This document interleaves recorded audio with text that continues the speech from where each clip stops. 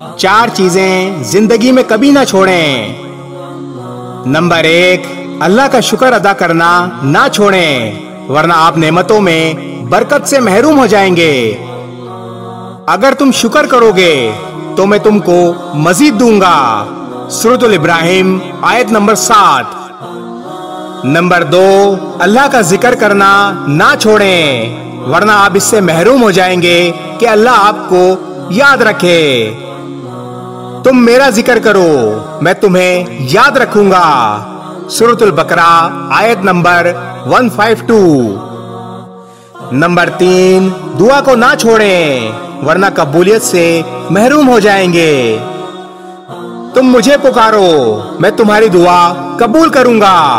सूरतुल गाफिर आयत नंबर 60। और नंबर 4, इस्तगफार ना छोड़ें, वरना निजात से महरूम हो जाएंगे। अल्लाह उनको अजाब देने वाला नहीं है जबकि वो इस्तगफार करते हैं। सूरतुल अनफाल आयत नंबर 33। इस वीडियो को शेयर जरूर करें, हो सकता है आपके एक शेयर से ये बात किसी के दिल में उतर जाए।